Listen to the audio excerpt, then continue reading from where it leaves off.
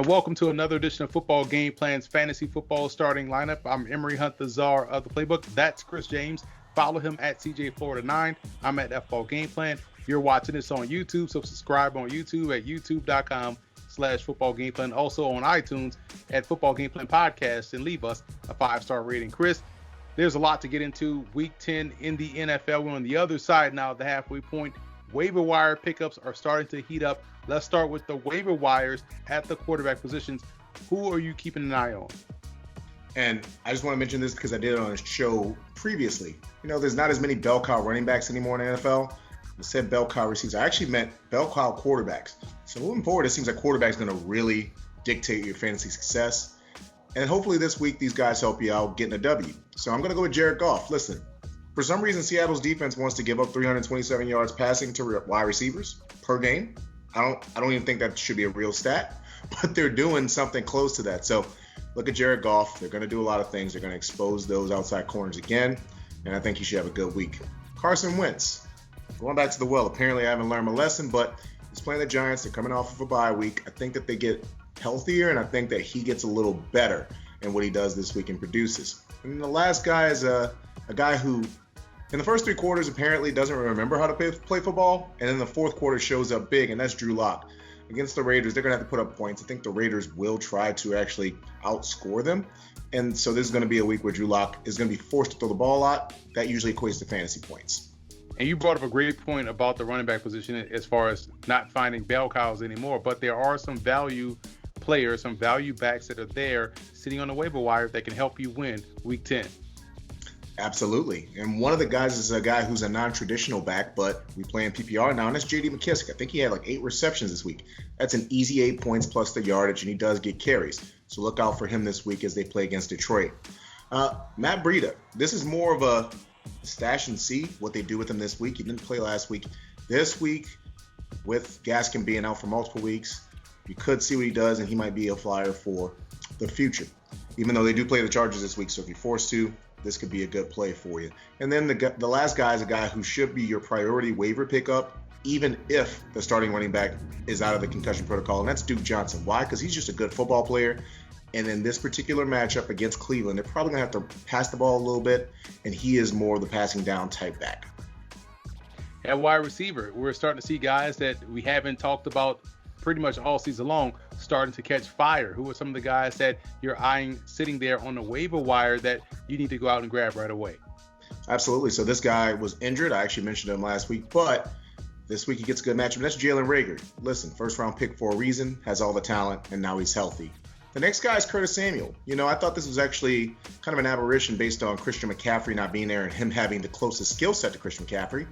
But he balled out again this week with Christian McCaffrey going off, which, my apologies. Anyway, and then the third guy is a guy who apparently he's an extension of the run game because he got 3 screen passes, and that's Richie James against New Orleans. New Orleans played really well this past weekend. Not saying it's an aberration, but with the screen game being an extension, I think that he should get targets and he should be able to do something once he has the ball in his hands. You know, it's funny. We last week talked about and joked about Eric Ebron. All he did this past Sunday was get into the end zone. Typical Eric Ebron fashion. But who are some of the tight ends that you're finding good value in on the waiver wire? And this is actually a pretty good weekend for guys who are below 50% or at 50%. Austin Hooper coming off of that appendectomy. You know, they sat him out for a little bit, had the bye week. He's going to go back to the natural number 1, and now he'll probably be a target monster with no more Odell Beckham Jr. Look at Jimmy Graham. I don't know why you all aren't putting him on this team or on your teams, but he keeps getting goal line work, scoring touchdowns. Get him on your team. And they play against the Minnesota Vikings this week, which is an improved defense, but I think he's a good target. And then a guy who has been dropped from a lot of teams, Mike Gesicki against the Chargers.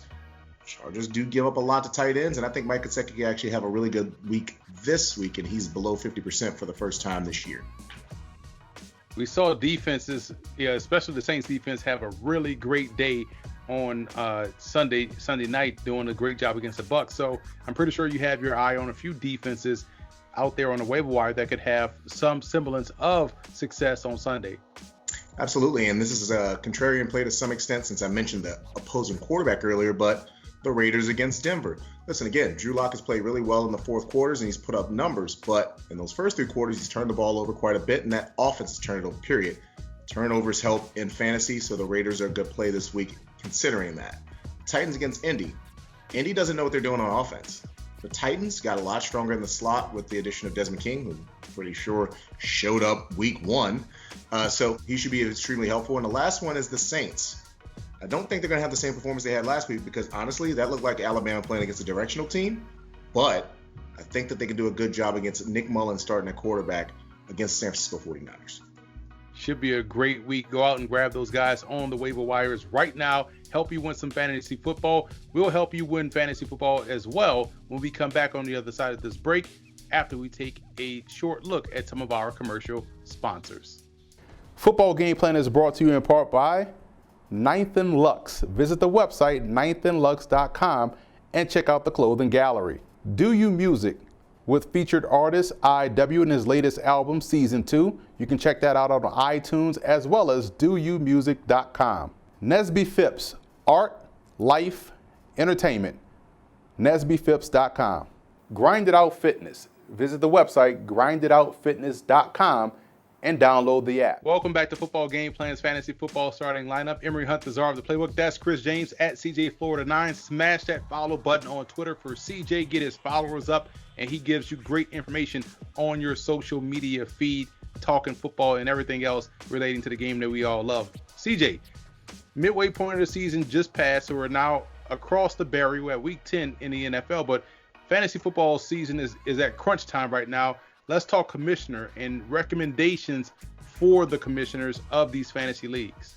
Yeah, so there's a level of etiquette. And, whether it's a romantic relationship or a business relationship, communication is key. So commissioners, I urge you, talk to the people in your league. A couple of things that I suggest. Let them know. Unless there's a prize you're playing for outside of the playoff chase, whether it's a punishment for last place or some leagues do prizes for last place actually. Let them know if you're no longer eligible for the playoffs, you've been eliminated, you can no longer utilize the waiver wire. You just can't. You can also not trade anymore with teams because there is no benefit for you to be participating. So, and you got to make sure to tell them this because people will say, hey, I paid my money, this, that, or the other. Communication is key. Again, let them know that this is not proper etiquette for the league. Hopefully you've discussed this before hearing this message from me. Yeah, and as long as you're upfront about everything, put it in writing, there should be no questions or conflicts or concerns regarding that matter. Now, the waiver wire you spoke of, there has to be some etiquette there. So what are you laying out for folks to follow as far as waiver wire etiquette? Yeah, and to be more specific on what we just mentioned, some people are going to have waiver claims that are, they have the 1, 2, 3, or 4. But again, if you're not in a playoff push or anything like that, just don't utilize that. Don't go to the waiver wire whatsoever because, again, there are teams who are still doing playoff pushes. And if you're eating up all the good players, again, we listed some who are still available, but if you're eating them up, then they can't play anything. It really affects the league and the people who have a chance at the playoffs. And how you manage your bye week is everything in fantasy football. And we're going to start to see a lot more bye weeks, wrap up. So what is it about bye week management that requires the proper etiquette? Absolutely. So these are two things again. So as far as a team that's been eliminated, play whoever you can. If it's a backup running back, play them because you don't want to function as a bye week. You don't want to just give up your league and not do anything. You still want to play the players that have the best chance to score. Yes, you couldn't get anyone off the waiver wire, but unless everyone on your team is injured, which happened to me one week this year, still just play that backup. Play Alexander Madison, even though he's not a starter. I think he got about 8 points this week. That can still be useful and it makes you competitive. As far as the people who are still in the playoff push, you have to make the determination. If you select the best players you could and you have 5 people on a bye week, don't destroy your roster just to win a week unless it's absolutely necessary. So if week 10 coming up, you have 5 people on a bye, I'm not saying take an L, but don't completely destroy your future just to try to win this week, especially if you're 8-1 or something like that. Etiquette is everything. Communication is everything. Great insight right there from Chris James. We'll step aside and be back with his starting and sitting lineup here on Football Game Plan's Starting Lineup. Be sure to order your copy of the GoGo Offense by Coach Brennan Marion on footballgameplan.com/GoGo Offense. Coach Marion goes through the ins and outs of his explosive offense, one that's tearing up the college football field and putting a lot of points on the scoreboard. Again, you can order your copy at footballgameplan.com/GoGo Offense. Emory Hunt, the czar of the playbook, back here with football game plan analyst Chris James, and it's now time for Chris James's starting lineup and sitting lineup, and we'll start with your starting lineup, Chris, for week 10 in the NFL. Looking at this list, and there's a lot of great talent on here, but Stephon Diggs is quietly over 800 yards receiving so far in the season. Absolutely. So in this particular matchup, they usually have a Patrick Peterson shadow. I think that they're going to move him around. They're going to try to – Buffalo just believes in no longer running the ball. So they're going to throw the ball around the yard. Arizona should give them some fits on defense. So they're going to have to pass, and Stephon Diggs is the guy. Even though John Brown had a big week last week, look to Stephon Diggs to exceed his numbers this week. He's going to do a great job. That's a great matchup, by the way, him and Peterson. You look at your sitting lineup, and it's always fascinating to see guys that are on this list that you like, wow, this guy should have a great day above expectation. But let's look at Derrick Henry. He's a bell cow back, one of the few that's in this league, and you have him as a sit this week. Why? Absolutely. And again, for those who are new to the show, this is not me suggesting that you should sit Derrick Henry in your year-long league. What I'm saying is maybe temper your expectations compared to the projection that you see. In this particular matchup, they're playing Indy. Indy's front seven does a really good job, and I think they're going to try their best to really make Ryan Tannehill beat them over the top. They're going to funnel things away from Derrick Henry, because when the Titans get going with Derrick Henry running the ball, that's when they win games and they're tough to stop. I think that's going to be key number one. Stopping Derrick Henry for Indy this week is a focus, and that doesn't lend itself to Derrick Henry having one of those monster games. And that's going to be huge for them. If they don't have a monster game from Derrick Henry, that could be a problem for their team winning outright as a whole. Now let's look at your sleepers. Now these are always interesting. There's some good names here as well. One name in particular, your quarterback, Nick Mullins against the Saints. Why do you like Nick Mullins this week as a potential sleeper?